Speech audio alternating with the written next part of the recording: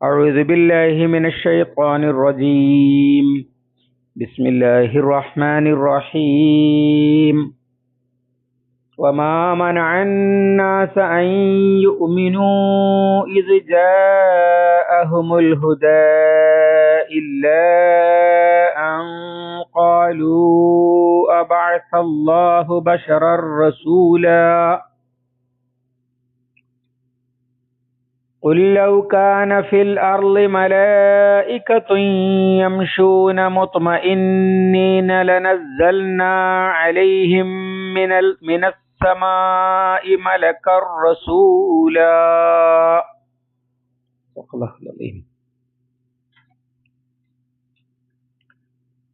സൂറത്തുൽ ഇസ്രാ 94:5. വമാ മനഅൻ നാസ, ജനങ്ങളെ തടഞ്ഞിട്ടില്ല, അൻ യുഅ്മിനു, അവർ വിശ്വസിക്കുന്നത്, അല്ലെങ്കിൽ അവർ വിശ്വസിക്കാൻ, ഇത് ജാഅഹും, അവർക്ക് വന്ന സന്ദർഭത്തിൽ, അൽ ഹുദ, സന്മാർഗം, ദി വേ അഥവാ യഥാർത്ഥ മാർഗം എന്നർത്ഥം.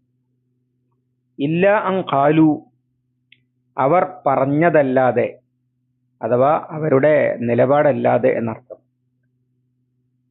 എന്തു പറഞ്ഞു? ആ ബഅസല്ലാഹു, അല്ലാഹു നിയോഗിച്ചുവോ, ബഷറൻ, ഒരു മനുഷ്യനെ, റസൂല, ദൂതനായിട്ട്. ഖുൽ,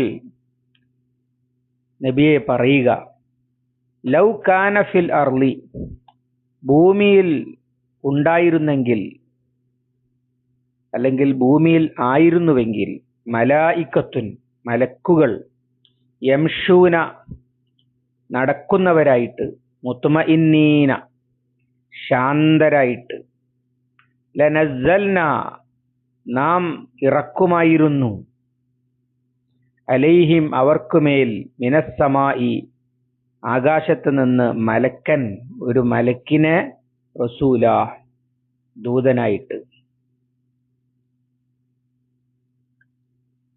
നബി സല്ലല്ലാഹു അലൈഹി വസല്ലമയുടെ എതിരാളികൾ വെല്ലുവിളിക്കുകയായിരുന്നു.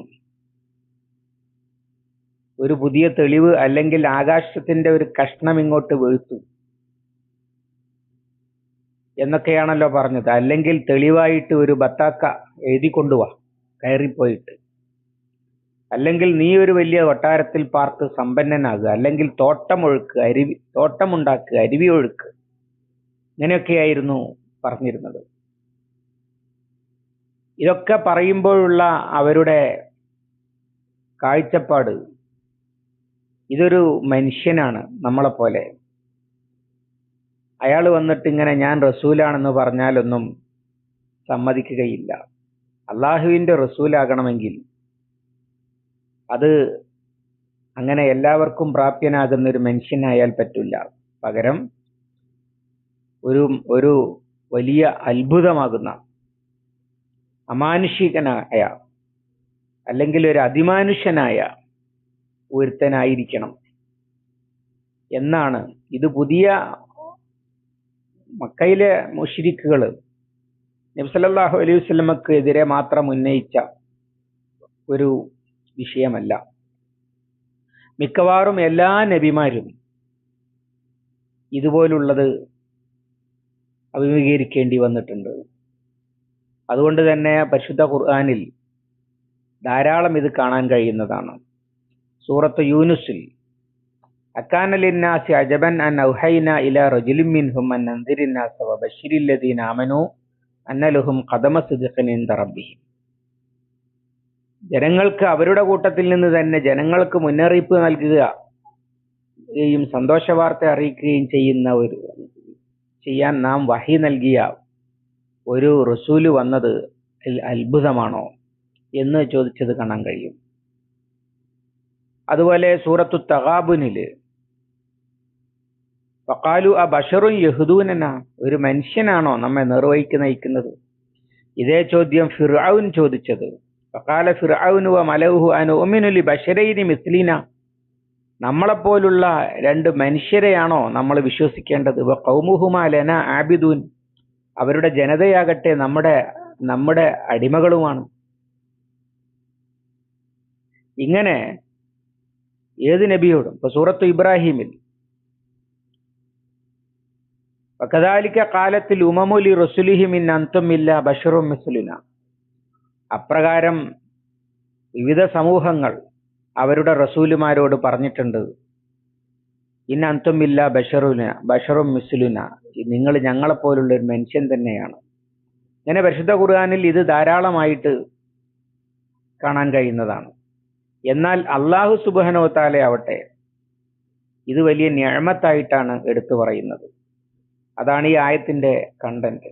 ഇവിടെ വമാ മനഅന്നാസ അൻ യുഅ്മിനു ഇദ് ജാഅഹുമുൽ ഹുദാ, സന്മാർഗം വന്നു കിട്ടിയപ്പോൾ എന്നാണ്, മാർഗദർശനം വന്നു കിട്ടിയപ്പോൾ എന്നൊക്കെ അർത്ഥം. അഥവാ നബി സല്ലല്ലാഹു അലൈഹി വസല്ലമ വന്നപ്പോൾ എന്ന് പറയുന്നതിന് പകരം നബി സല്ലല്ലാഹു അലൈഹി വസല്ലമ വന്നത് എന്തിനാണ്?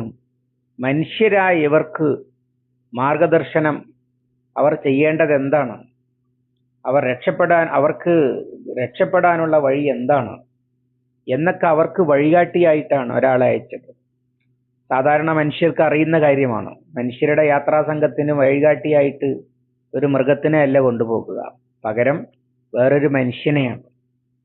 യാത്രാ സംഘത്തിന് വഴികാട്ടിയായിട്ട് പോകൽ വേറൊരു മനുഷ്യനാണ്.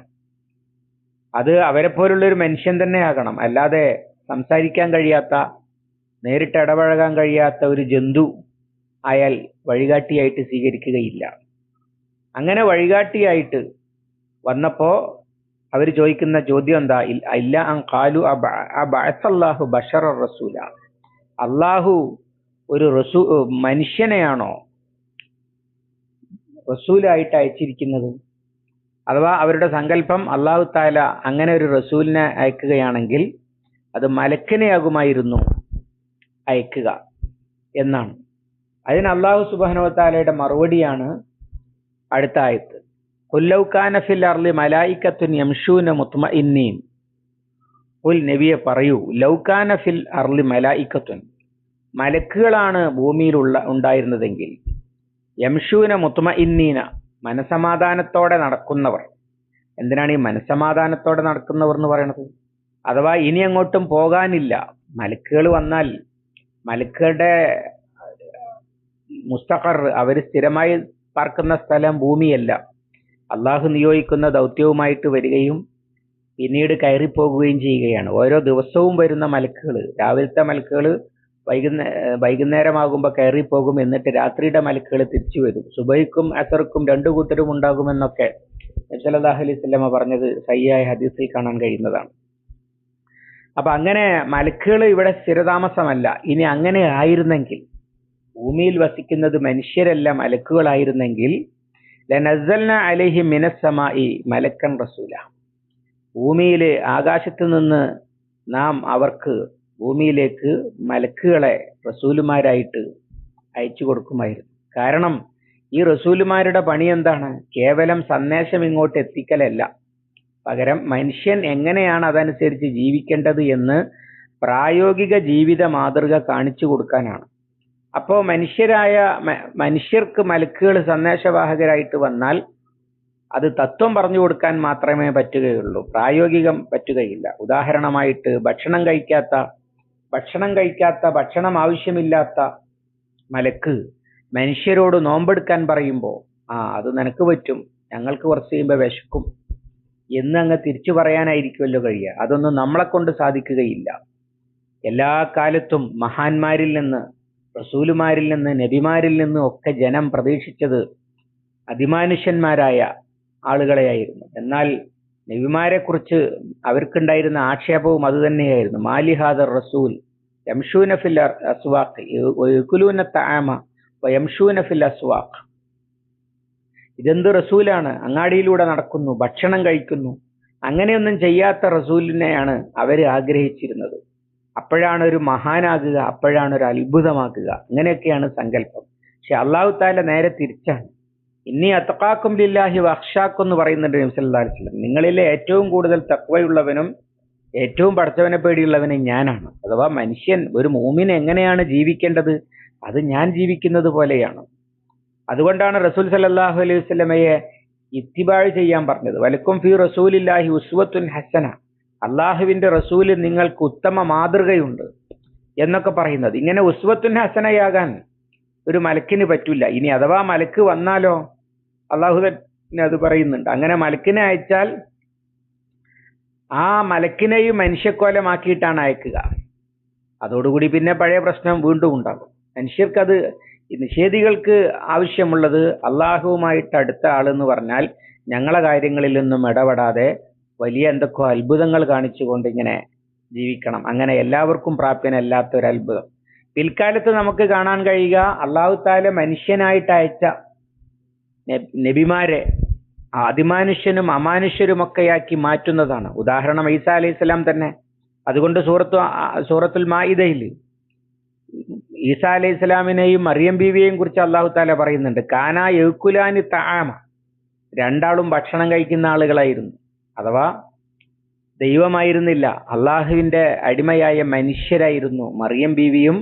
ആരാധിക്കപ്പെടുന്ന മറിയം ബീവിയും, ദൈവമായി ആരാധിക്കപ്പെടുന്ന മറിയം ബീവിയും, ദൈവപുത്രനായി കരുതപ്പെടുന്ന, അല്ല ദൈവം തന്നെയായി കരുതപ്പെടുന്ന ഈസാ അലൈഹി സ്വലാമും കാനാ യഅ്കുലാനി തആം, അവർ രണ്ടാളും ഭക്ഷണം കഴിക്കുന്നവരായിരുന്നു എന്ന് വ്യക്തമാക്കേണ്ടി വരികയാണ്. ഇങ്ങനെ മനുഷ്യരായി അയച്ചിട്ട് തന്നെ പിൽക്കാലത്ത് അവരെ അതിമാനുഷ്യരോ അമാനുഷ്യരോ ആക്കി മാറ്റുകയാണ് സമൂഹം ചെയ്തിട്ടുള്ളത്. കാരണം എന്താന്ന് വെച്ചാൽ ഇത് തന്നെയാണ്. ഈ അള്ളാഹു താലായുമായിട്ട് അടുത്ത ആളുകൾ സാധാരണ മനുഷ്യരാവില്ല, അവര് ഭക്ഷണം കഴിക്കില്ല.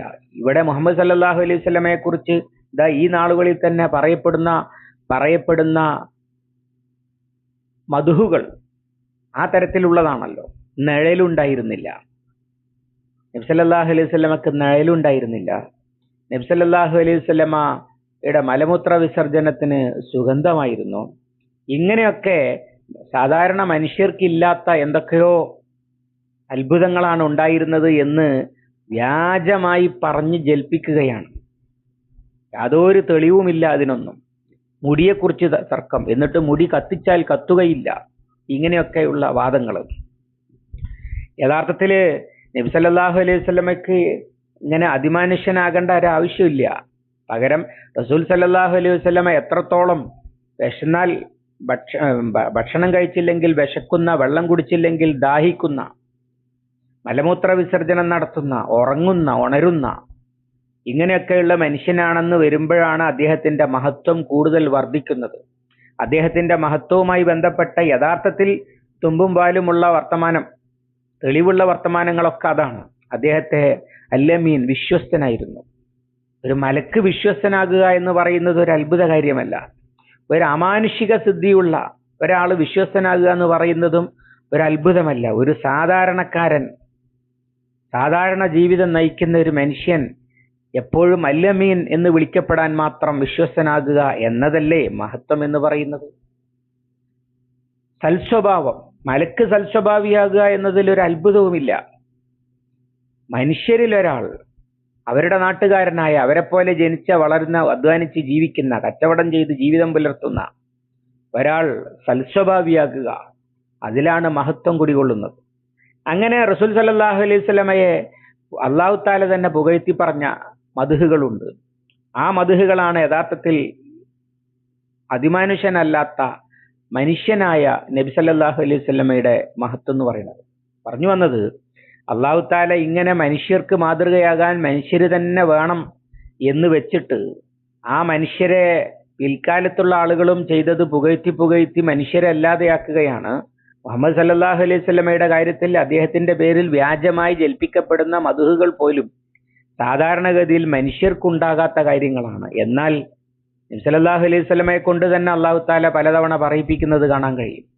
ഇന്നമാ അന ബശറും മിസ്ലുക്കും യൂഹാ ഇലയ്യ, ഞാൻ നിങ്ങളെപ്പോലെ എന്ന് പറഞ്ഞാൽ വെള്ളം കുടിച്ചില്ലെങ്കിൽ ദാഹിക്കും, ഭക്ഷണം കഴിച്ചില്ലെങ്കിൽ വിശക്കും, കുറച്ചു നേരം രാത്രിയാകുമ്പോൾ ഉറക്കം വരും, ഇങ്ങനെ വെയിൽ കൊണ്ടാൽ ക്ഷീണിക്കും, ഇങ്ങനെയൊക്കെ ഉള്ളത് അനുഭവിക്കുന്ന, ബയോളജിക്കലി നിങ്ങളെപ്പോലെയായ, അതുപോലെ ഭാര്യാസന്താനങ്ങളുണ്ട്, പിന്നെ സന്താനോൽപാദനം നടത്തും, ഭാര്യയുമായി ബന്ധപ്പെടും, സ്ത്രീകളെ ഇഷ്ടപ്പെടും, കുടുംബം ഉണ്ടാക്കും, കല്യാണം കഴിച്ച് ജീവിക്കും, സമ്പാദിക്കും, ചെലവഴിക്കും, അങ്ങാടിയിൽ പോയി സാധനം മേടിച്ച് വീട്ടിലേക്ക് വരും. ഇതൊക്കെയാണല്ലോ ഒരു മനുഷ്യൻ എന്ന് പറഞ്ഞാൽ.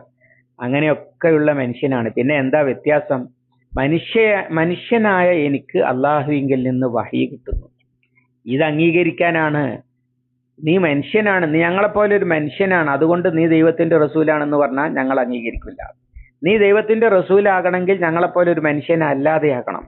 ഇനി നേരത്തെ അങ്ങനെ ആണെങ്കിൽ റസൂൽ ആയതിന്റെ ശേഷമെങ്കിലും ഞങ്ങളെപ്പോലെ അല്ലാത്ത ഒരു അതിമാനുഷ്യനാകണം. എന്നിട്ട് നിനക്ക് പിന്നെ അത്ഭുതകരമായി പെട്ടെന്നൊരു കൊട്ടാരം ഉണ്ടാകണം, പെട്ടെന്നൊരു തോട്ടം ഉണ്ടാകണം, അതിൽ അരുവി ഒഴുകണം, എന്നിട്ട് നീ ഇങ്ങനെ കൊട്ടാരത്തിൽ പാർക്കണം. അല്ലാതെ ഇങ്ങനെ അങ്ങാടി കൂടി നടന്നാലൊന്നും റസൂലായിട്ട് അംഗീകരിക്കില്ല എന്ന വാദത്തിന് മറുപടിയായിട്ടാണ് അള്ളാഹു താല ഇത് പറയുന്നത്. മലക്കുകളാണ് ഇവിടെ ഉണ്ടായിരുന്നതെങ്കിൽ മലക്കിനെ റസൂലായിട്ട് അയക്കുമായിരുന്നു. യഥാർത്ഥത്തിൽ ഈ നിലപാടാണ് എല്ലാ കാലത്തും അള്ളാഹുവിന്റെ സന്മാർഗം മനുഷ്യർക്ക് വഹിയായിട്ട് വന്നിട്ട് അവര് ഞാൻ അള്ളാഹുവിന്റെ റസൂലാണ് എന്ന് പറഞ്ഞ് സമൂഹത്തിൽ എഴുന്നേറ്റ് നിന്നപ്പോൾ അതിനെ സ്വീകരിക്കുന്നതിൽ നിന്ന് ജനങ്ങൾക്ക് പഴയകാലത്തും തടസ്സമായത് ഈ വിഡ്ഢിത്തമാണ് എന്ന് സൂചിപ്പിക്കുകയാണ് ചെയ്യുന്നത്. അള്ളാഹു അവന്റെ കലാം ശരിയായി മനസ്സിലാക്കുവാൻ നമുക്ക് തൗഫീഖ് നൽകുമാറാവട്ടെ. അല്ലാഹുമ്മ അല്ലിംനാ മാ യൻഫഉനാ വൻഫഅനാ ബിമാ അല്ലംതനാ റബ്ബനാ സിദ്നാ ഇൽമൻ വഫഹ്മൻ വദിഖ്ഖതൻ വനദറ. اللهم اجعل القرآن ربيع قلوبنا ونور صدورنا وجلاء حزننا وذهاب همنا وغمنا. ربنا تقبل منا إنك أنت السميع العليم وتب علينا إنك أنت التواب الرحيم واغفر لنا يا غافر المذنبين. وصلى الله على محمد وعلى آله وصحبه وسلم. الحمد لله رب العالمين.